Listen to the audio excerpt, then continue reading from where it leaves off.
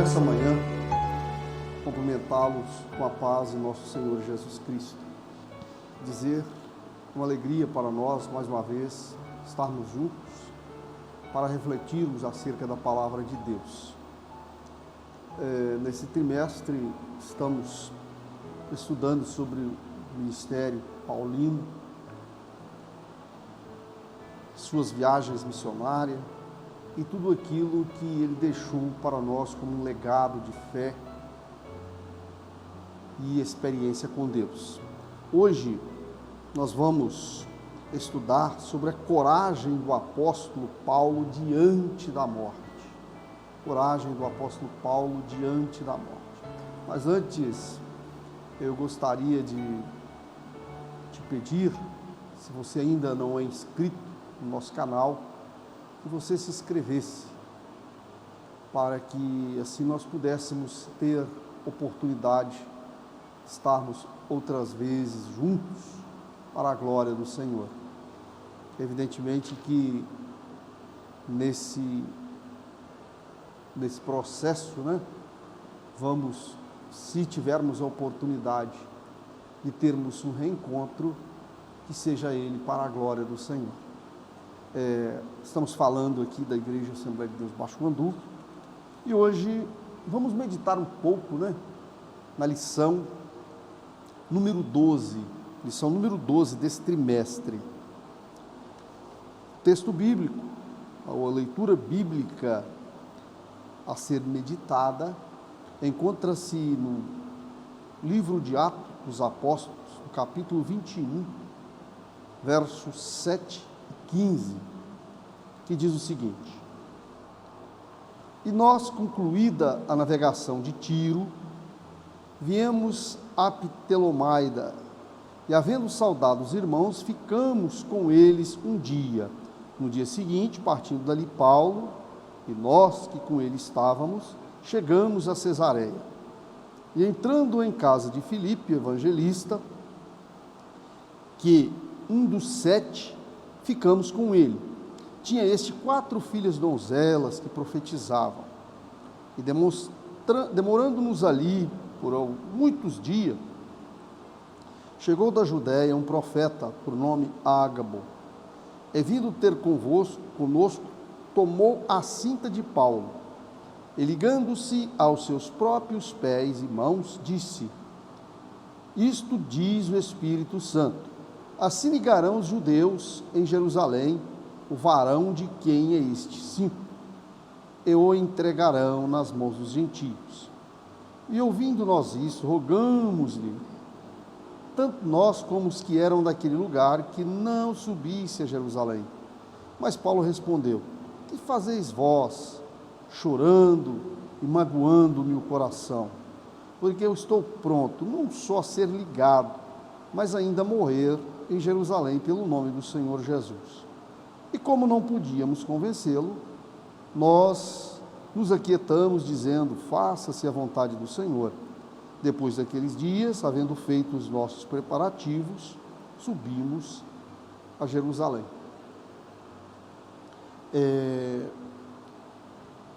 Essa lição, a palavra que nós acabamos de ler, diz respeito, como eu já disse, ao ministério paulino, traz-nos uma lição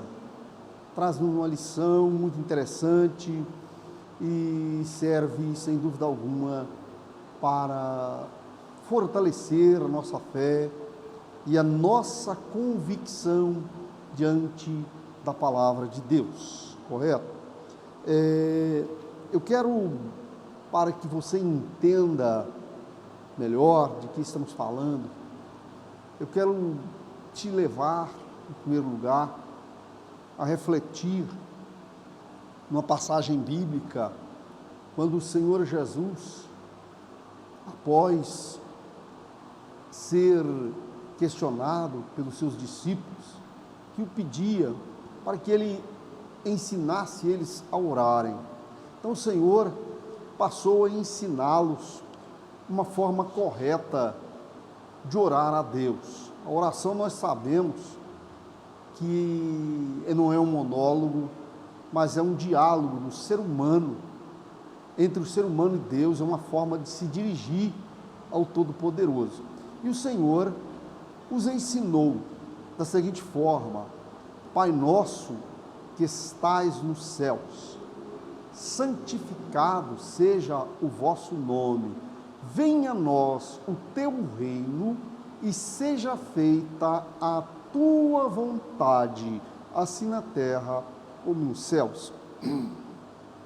Notem bem, eu quero que você medite nesse último trecho do verso bíblico: seja feita a vossa vontade, seja feita a vossa vontade. Aí eu te pergunto, ou não sei se você já teve a oportunidade, já pensou nisso e se perguntou qual a vontade de Deus para a sua vida? Qual é a vontade de Deus na sua vida? Porque nós fomos orientados pelo Salvador, sem dúvida alguma, sem medo de errar, que essa é a sábia oração, é a forma de nos dirigirmos a Ele pedindo algo que vem nos completar em todas as instâncias da nossa vida, tanto nesse mundo como na eternidade. Olha só: venha a nós o teu reino e seja feita a tua vontade.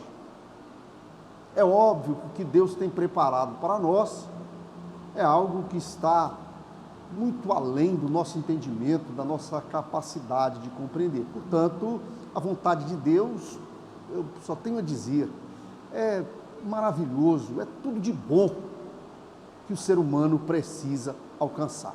Mas aí o meu questionamento é o seguinte: qual é a vontade de Deus para a sua vida? Você já se perguntou sobre isso?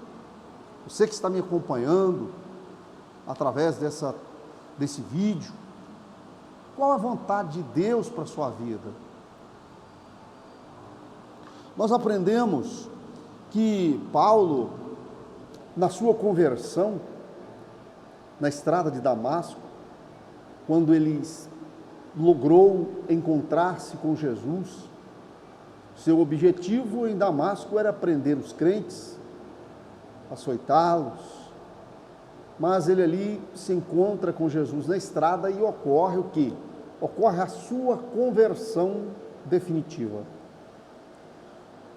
Enquanto o Senhor fala com Paulo, ele o orienta da seguinte forma: que ele deveria ir a Damasco, e lá em Damasco ele encontraria na casa de um homem chamado Ananias, que iria ensiná-lo, que iria orientar o que ele deveria fazer. Pois bem, lá no mesmo instante, o Senhor fala com aquele homem e apresenta a ele a figura de Paulo. Ele até fica muito assustado, questiona com o Senhor como que ele ia receber aquele homem, como que ele ia de alguma forma lidar com aquela pessoa, pois se tratava de um perseguidor, se tratava de uma pessoa muito perigosa, uma pessoa muito nociva para a seita dos nazarenos. E o Senhor diz para ele: não, calma, não se preocupe, que ele é para mim um vaso escolhido, e eu ensinarei o quanto deve padecer pelo meu nome. Olha só, o Senhor diz o seguinte para Ananias: não se preocupe, que este é para mim um vaso escolhido, e eu vou ensiná-lo o quanto deve padecer pelo meu nome. O que eu quero que você reflita é o seguinte: não significa, na expressão bíblica, que Deus tinha chamado esse homem e ia impor na sua vida sofrimento. Não quer dizer que Deus ia preparar para ele sofrimento, não. Mas a experiência que ele teria com o Eterno, a comunhão que ele teria com Deus, sem dúvida alguma, o conduziria a um patamar espiritual, a uma condição, a um aperfeiçoamento que levaria a concluir da seguinte forma: a glória que lhe estava proposta, a riqueza que lhe estava proposta, superava qualquer dificuldade. Principalmente uma coisa, entenda definitivamente uma coisa: qual é a vontade de Deus para a sua vida? Olha, o apóstolo Paulo foi um homem que, após a sua conversão em Damasco, ele se enquadra perfeitamente num texto bíblico lá do Velho Testamento, onde reportamos a um ser humano que andou com Deus. Diz a palavra do Senhor que Enoque, o sétimo depois de Adão, andou com Deus. E isto, o fato de Enoque ter andado com Deus, Deus o transladara sem ver a morte, Deus para si o tomou. Então eu quero aqui me reportar a alguém que anda com Deus. É óbvio que isso nem sempre vamos ter os mesmos desfechos. Paulo, após a sua conversão em Damasco, na estrada de Damasco, ele passa a partir de então a andar com Deus.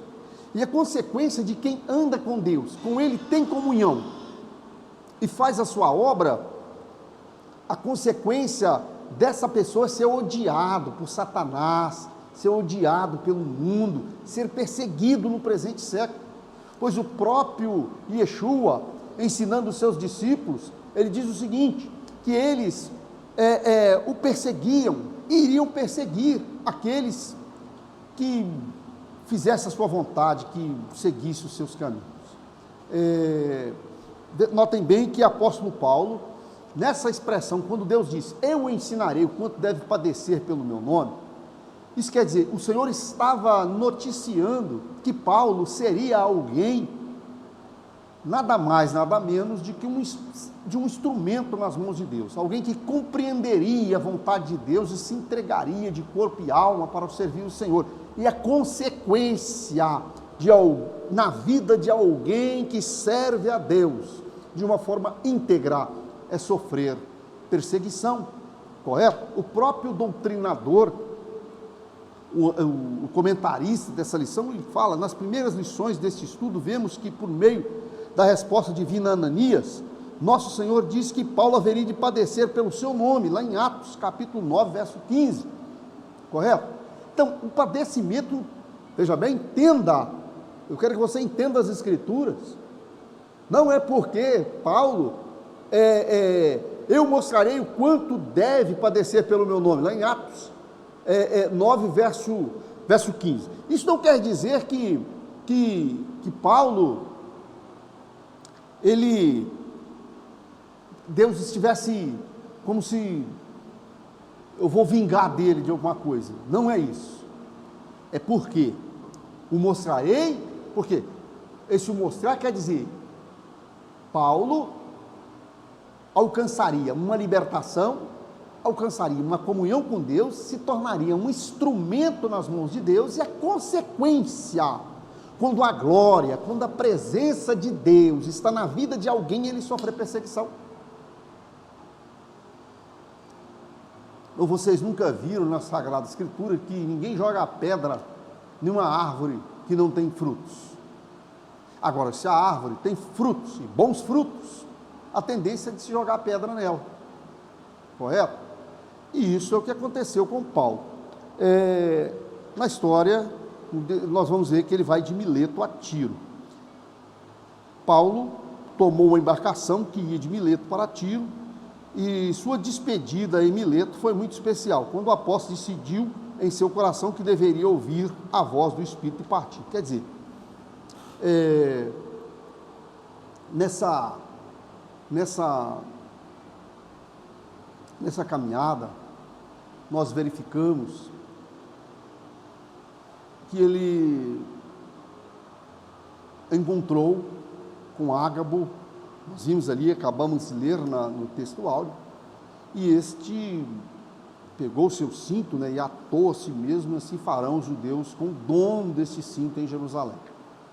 Notem bem que, diante dessa profecia de Ágabo e outros irmãos que tinham naquela localidade, usados por Deus, poderia ter criado no apóstolo uma dúvida quanto ao fato dele ir a Jerusalém.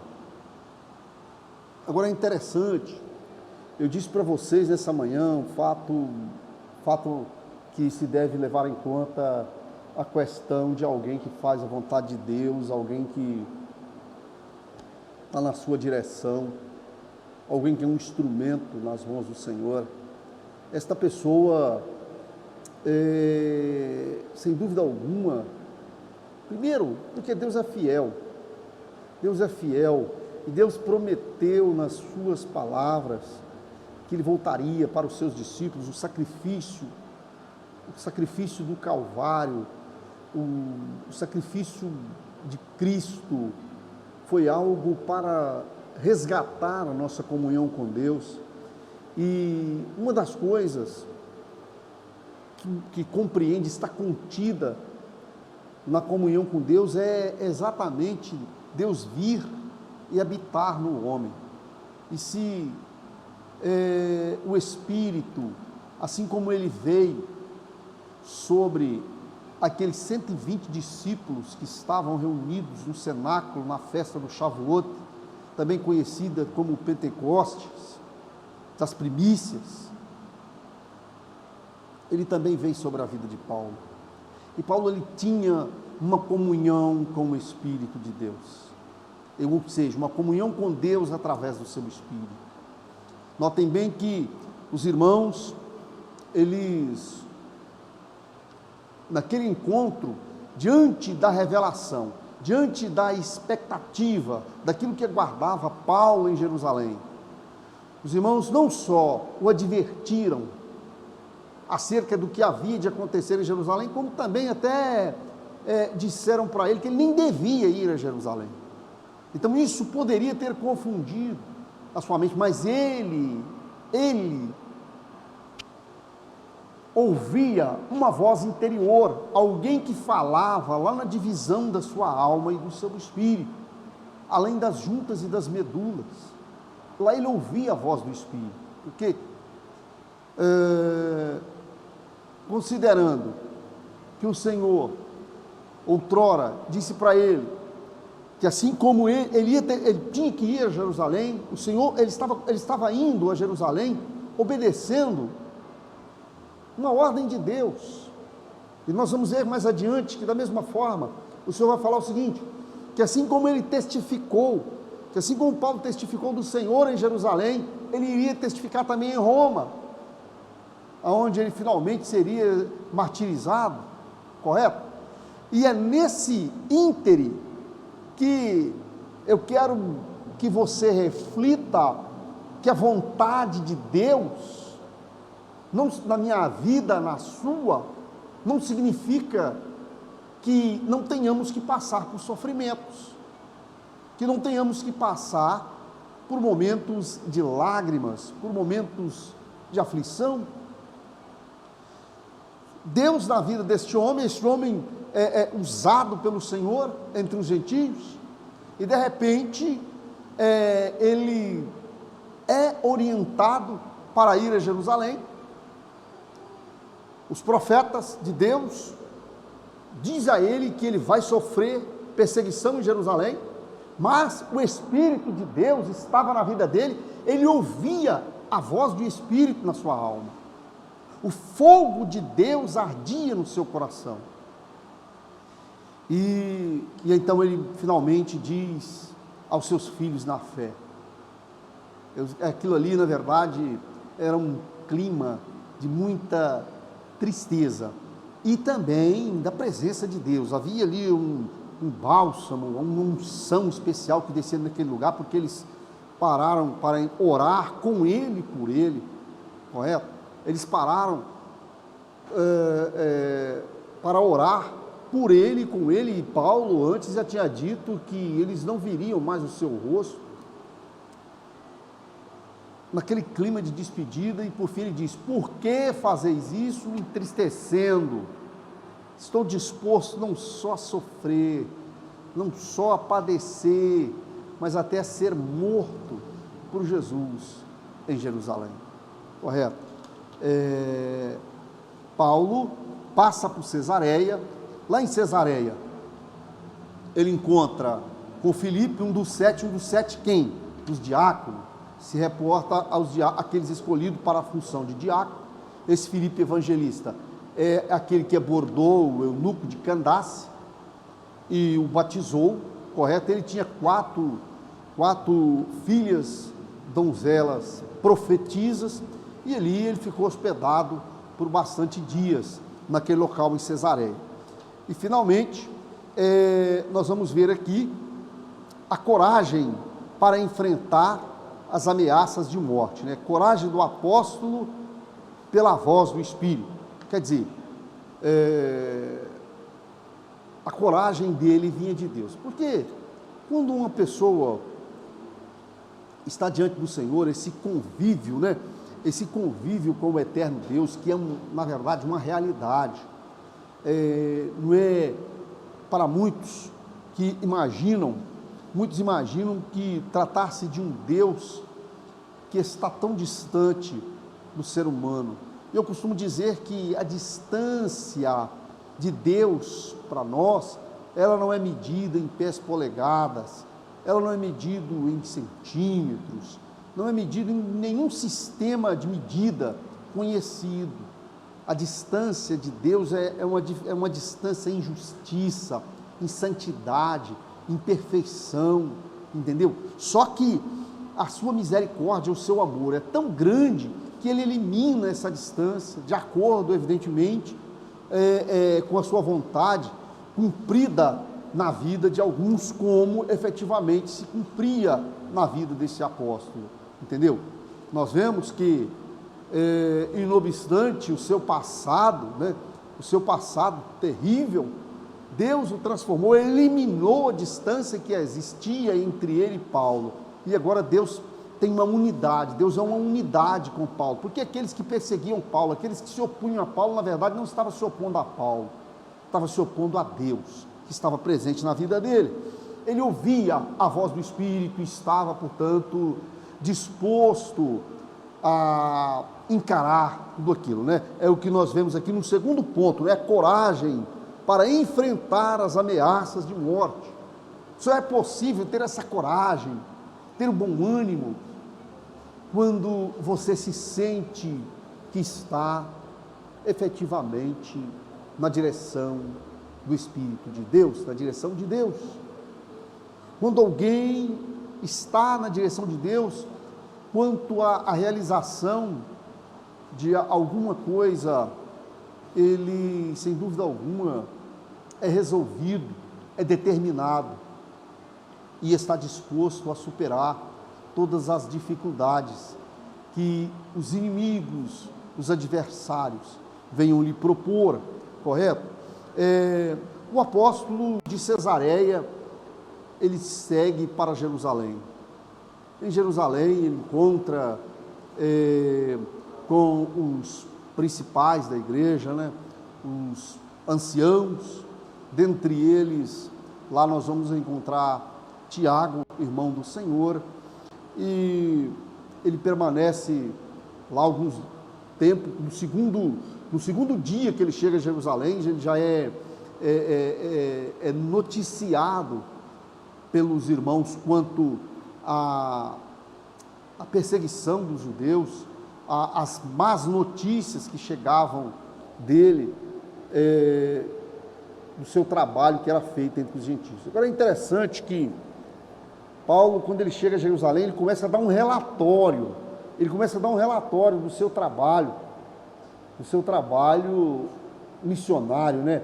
E os irmãos, claro, glorificaram a Deus e viram que valeu a pena o que Deus vinha fazendo através da vida desse apóstolo. Entretanto, nós vamos ver que Paulo se depara com os oponentes judeus. Quem eram esses oponentes judeus? Aqueles que, quando ele chega em Jerusalém, era exatamente a festa do Pentecoste. E nessa festa, que ocorre 50 dias após a Páscoa, também denominada Festa das Primícias, dos primeiros frutos, em Jerusalém encontrava-se judeus de todas as partes do mundo, e os judeus que o conheciam naquelas regiões da Ásia também estavam lá. E quando eles veem Paulo, aí já começa aquele alvoroço, né? Inclusive qual era a acusação que eles faziam? A acusação que eles faziam é como se Paulo estivesse ensinando aos judeus de fora de Jerusalém a contrariarem a lei de Moisés, a contrariarem a Torá, dizendo que ele ensinava que não se deveria guardar o sábado, que não se deveria circuncidar, e outras regras da lei. Eles acusavam Paulo disso aí. Na tentativa de apagar esse fogo, os apóstolos chegaram a orientar Paulo que fizesse voto de Nazireu, e ele efetivamente fez com as pessoas que estavam junto com ele, mas nem isso foi suficiente para apagar aquela fúria. O que nós vemos é o seguinte: o que acontecia ali em Jerusalém? É muito triste, né? É muito triste que isso, na verdade, são aqueles que estavam apegados à letra fria da lei, aqueles que achavam que era possível servir a Deus através da carne, através das coisas deste mundo. Seu grande erro estava em não discernir que o Deus de Israel é um Deus sem rosto. O Deus de Israel é um Deus intangível, não é tateável. Nas vitórias que o povo de Israel recebeu perante as outras nações, ninguém jamais viu o rosto do Senhor, mas ele fazia as batalhas de Israel. Nos seus acampamentos, ele estava presente. O Deus de Israel é um Deus espírito, o Criador dos céus e da terra. E o erro deles estava em achar que se pode lidar com ele dentro de uma conotação simplesmente material, né? Não. É necessário que aquele que se aproxima de Deus para agradar ele tenha alguma coisa que se relacione a ele, como por exemplo a sua própria santidade, e não era daquela forma, não era dessa forma que eles estavam vendo e estavam vivendo. As acusações contra o apóstolo Paulo eram as seguintes: que ensinava que os judeus entre os gentios deveriam se apartar da lei de Moisés. Eram as acusações que eles faziam contra o apóstolo. Além dessas acusações levianas, mentirosas, nós vamos ver o seguinte, que eles quiseram apedrejá-lo, tiraram para fora da cidade, fecharam as portas, e o objetivo era apedrejar o apóstolo, aqueles que o ouviam nos locais por onde ele passou, Cesareia, Tiro, em todas as áreas da Ásia, aonde Mileto, né, onde Paulo andou pregando a palavra de Deus, e quiseram apedrejá-lo. Com esse alvoroço na cidade, numa época de festa, isso chegou ao conhecimento do comandante, a razão pela qual Paulo foi levado perante Lísia, o comandante imperial, correto? Que após ouvir Paulo falar em grego fluente, e vamos dizer assim, através do interrogatório, claro que até que isso